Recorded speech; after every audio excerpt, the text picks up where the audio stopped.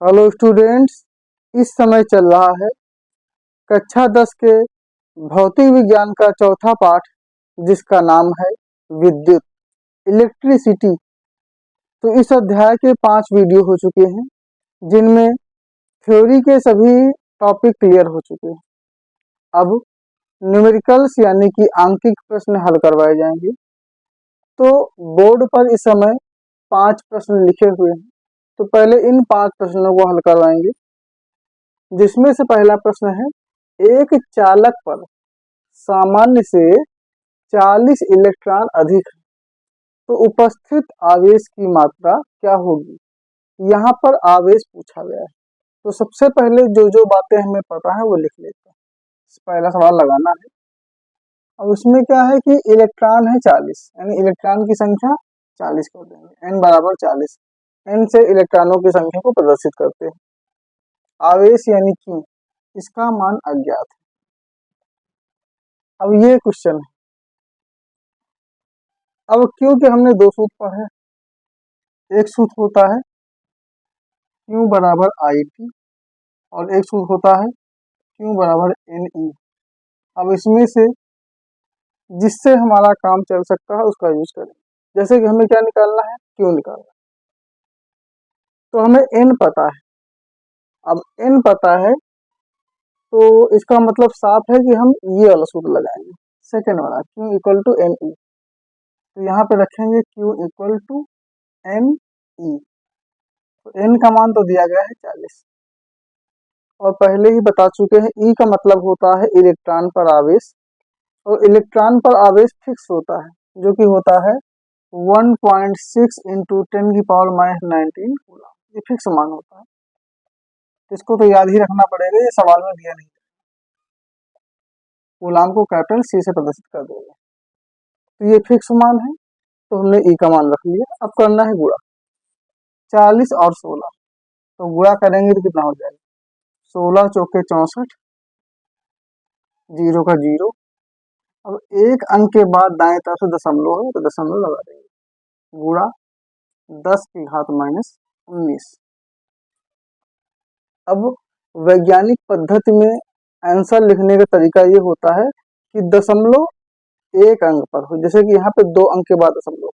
अगर इतना लिखकर हम छोड़ दें तो आंसर सही है, लेकिन जो वैज्ञानिक पद्धति बताई गई है उसके अनुसार, अगर जैसे इधर से हम देखते हैं, इधर यानी 6 है तो 6.4 से करते हैं, यानी कि इधर से एक अंक के बाद अगर दशमलव लगा लें तो आंसर को ज्यादा बेटर माना जाता है। उस आधार पर हमें काम करना है, बाकी ये भी आंसर सही है।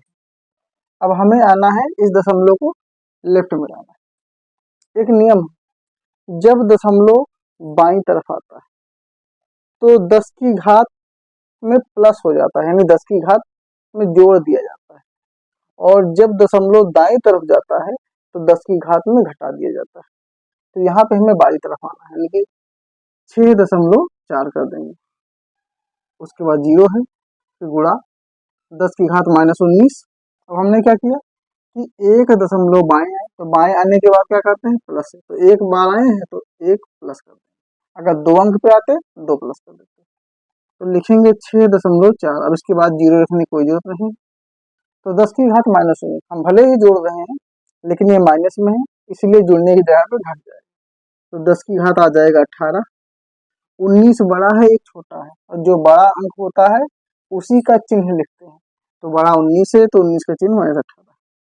तो आवेश है, तो आवेश का मात्रक चाहे हिंदी में कूलाम लिखें चाहे अंग्रेजी में कैपिटल C लिख दें। ये हमारा आंसर आ चुका है, इसका स्क्रीनशॉट ले लीजिए। तो ये आंसर आ चुका है, जिसमें इलेक्ट्रॉन्स की अधिकतम संख्या दी गई थी, आवेश की मात्रा निकालनी थी।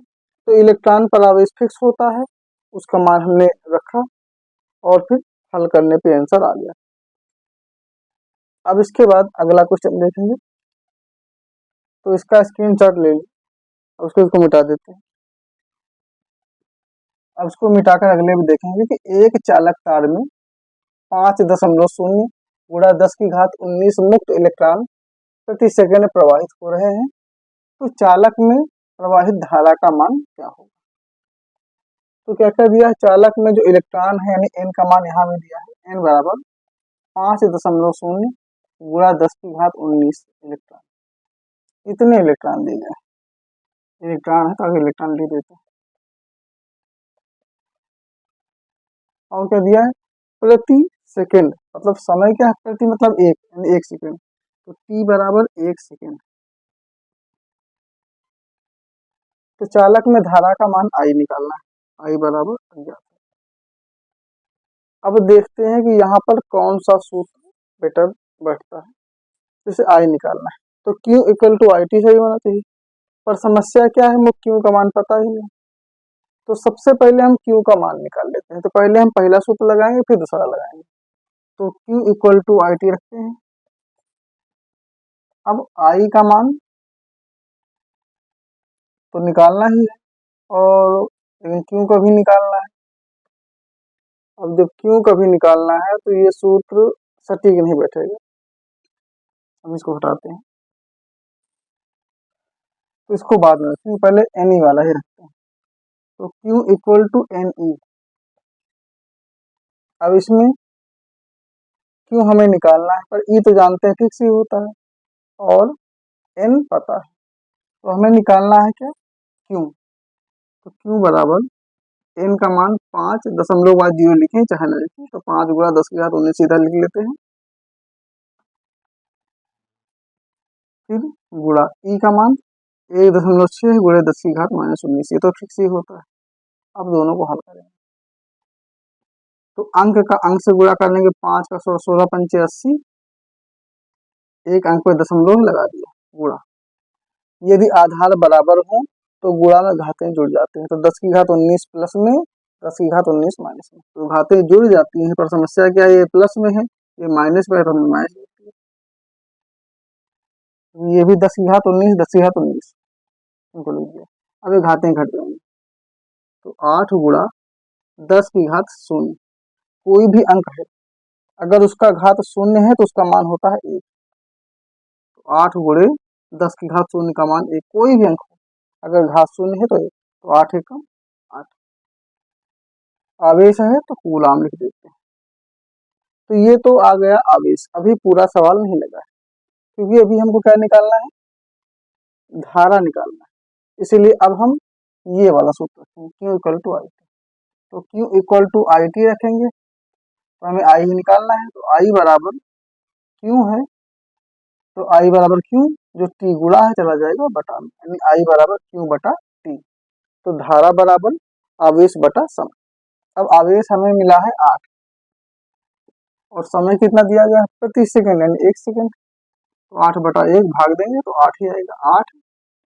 इसका मात्रक होता एम्पियर, तो चाहे पूरा एम्पियर लिखें चाहे शॉर्टकट में हम कैपिटल A लिख देते हैं। अब ये फाइनल आंसर। इस प्रश्न में इलेक्ट्रॉनों की संख्या दी गई थी, प्रति सेकंड प्रवाहित धारा का मान पूछा गया, मतलब कि कितनी धारा चालक में है ये पूछा गया। तो हमने सबसे पहले इस सूत्र का यूज करके आवेश निकाल लिया, जब आवेश निकल गया तो आवेश का यूज करके हमने इस पहले सूत्र से धारा का मान निकाल लिया, तो इसमें धारा प्रवाहित हो रही है 8 एम्पियर। अब इसका भी स्क्रीनशॉट ले लीजिए। उसके बाद हम तीसरे प्रश्न पे आते हैं, जो कि है एक चालक में 1.6 एम्पियर धारा प्रवाहित हो रही है, प्रति सेकंड चालक से गुजरने वाले इलेक्ट्रॉनों की संख्या क्या होगी। तो नंबर 3 आते हैं।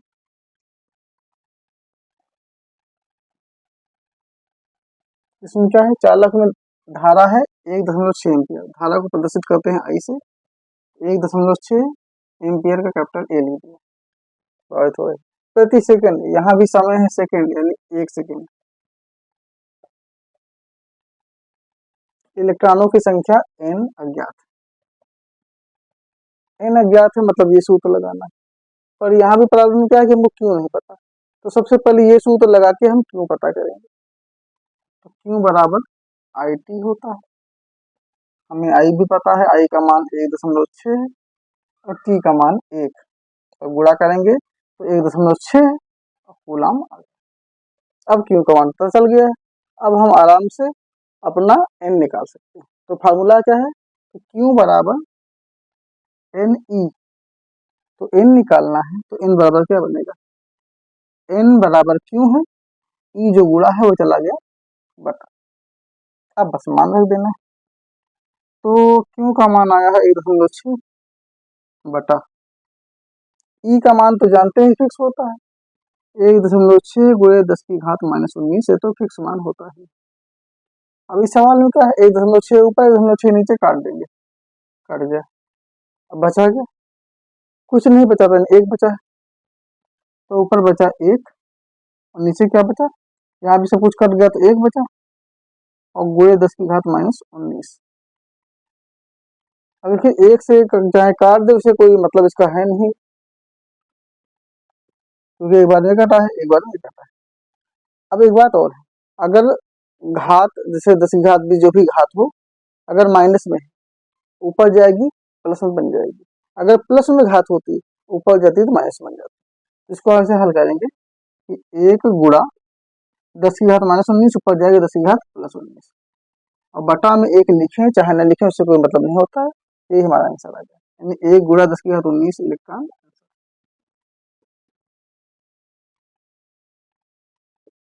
इस प्रश्न को समझ लीजिए, इसमें क्या था कि धारा दी थी, समय दिया था, इलेक्ट्रॉनों की संख्या निकालनी थी।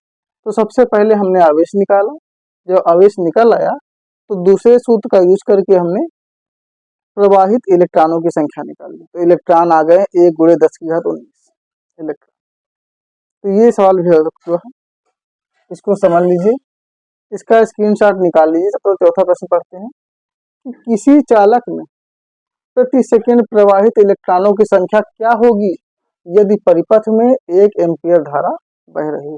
इसको मिटा देते हैं, चौथे नंबर पे आता है।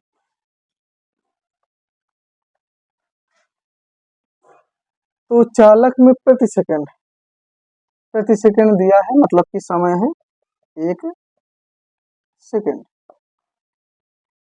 प्रवाहित इलेक्ट्रॉनों की संख्या क्या होगी, एन पूछा गया, संख्या क्या होगी यदि परिपथ में 1 एम्पीयर धारा बह रही है, आई का मान 1 एम्पीयर, समय 1 सेकेंड, धारा 1 एम्पीयर। अब इलेक्ट्रॉन की संख्या निकालनी, तो यहाँ एन निकालना है तो ये फार्मूला लगना चाहिए, फिर भी वही लफड़ा सेम पिछले 3 की तरह कि क्यों नहीं पता, तो पहले हम Q equal to I T रख के क्यू निकाल लेंगे, Q equal to I T. अब मान क्या रखेंगे, क्यू है तो क्यू का मान निकालना है, तो आई का मान 1 है, टी का भी मान 1 है, तो आंसर आएगा 1 कूलम। तो ये तो आवेश आ गया। अब हमको आगे क्या करना है, अब हमें निकालना इलेक्ट्रॉन्स, तो वो सूत्र रखेंगे Q equal to N E, तो वैसे ही सूत्र सेट करेंगे, तो एन बराबर बनेगा क्यू बटा ई। तो क्यू का मान तो 1 आया है बटा ई का मान तो जानते ही हैं 1.6 गुणे 10⁻⁻19 कूलम होता है। अब ये नीचे है, अब इसको ऊपर भी ले जाना है, तो ऊपर ले जाने के लिए क्या करेंगे, जैसे कि यहाँ पे दशमलव, पहली बार दशमलव खत्म होना चाहिए, तो एक काम कर देते हैं, जब कोई अंक अगर कुछ नहीं होता दशमलव होता है, दशमलव जीरो, दशमलव के बाद जीरो, इससे कोई फर्क नहीं पड़ने वाला, हमने इतना लिख दिया। इतना लिखने से फायदा ये है कि दशमलव के बाद एक अंक, दशमलव के बाद एक अंक, अब हम दशमलव से दशमलव काट सकते हैं, तो दशमलव से दशमलव गया कट, तो बचा कितना 10। एक बात और, जो घात होती है जब ऊपर जाती है क्या होता है, माइनस से प्लस, जैसे 10 की घात -19 ऊपर जाएगी तो 10 की घात +19 बनेगी। इतना समझ गए होंगे, या हमने दशमलव लगा के जीरो कर दिया, अगर दशमलव के बाद एक अंक, दशमलव के बाद एक अंक, अब दशमलव दशमलव काट दिया तो ये बना 10, ये बना 16, ये 10 की घात -19 था, ऊपर गया 10 की घात +19, नीचे क्या बटा 16 बचा। अब हमें क्या करना है कि 16 से 10 को भाग देना है, यहाँ भाग दे देते हैं, 16 भागे 10, दशमलव लगाएंगे जीरो बनेगा क्योंकि 16 10 छोटा था।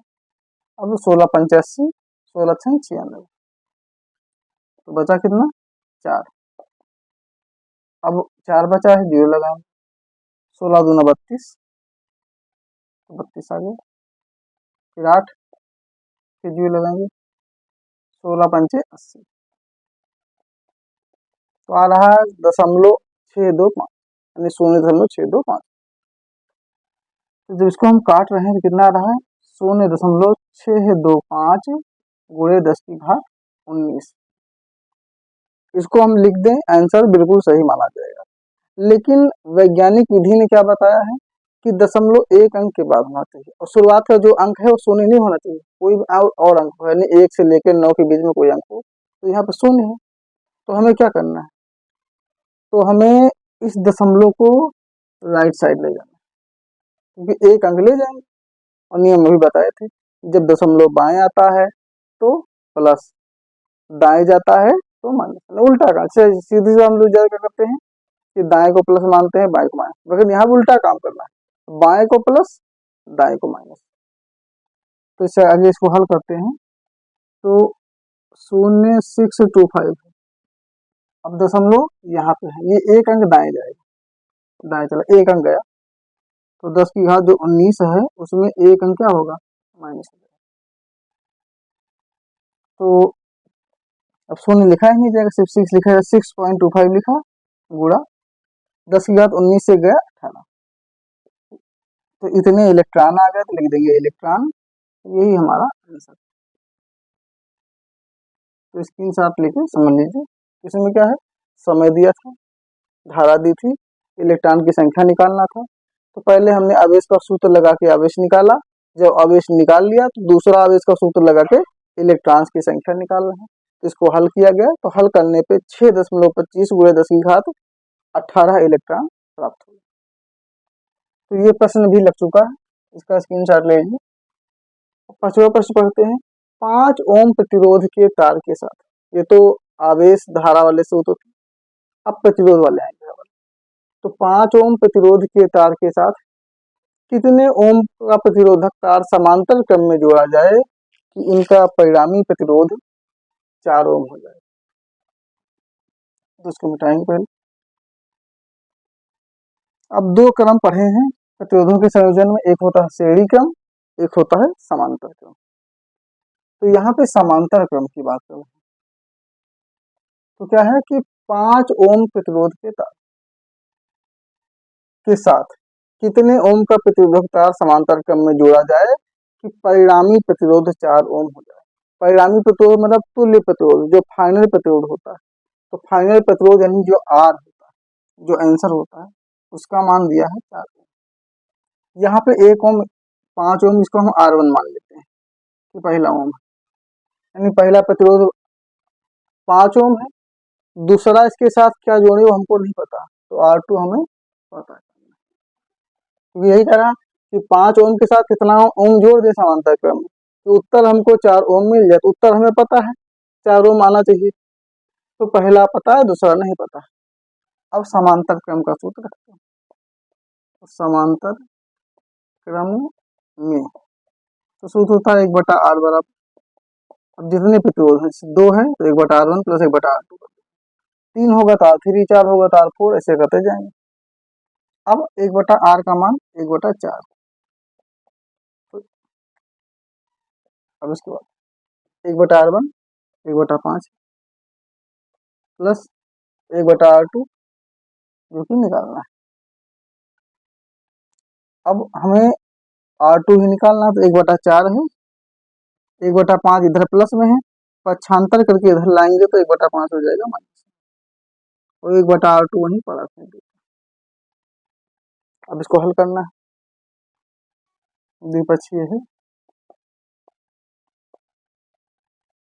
अब 4 और 5 का लासा आएगा 20, 4 पंचे 20, तो 4 पंचे 20 यानी 5 बार यहाँ गुणा करने की जरूरत है, तो 5 बार ऊपर भी गुणा होगा, 1 पंचे 5, यहाँ पे 4 बार होगा कि 5 चौके 20, 1 चौके 4 बराबर 1/r। तो अब एक काम करते हैं, जिसका मान निकालना होता है, नियम ये होता है उसे लेफ्ट में रखा जाए, तो 1/r2 हम इधर लिख लेते हैं और इसको उधर कर देंगे, तो 5 से 4 घटा 1 और बटा में 20।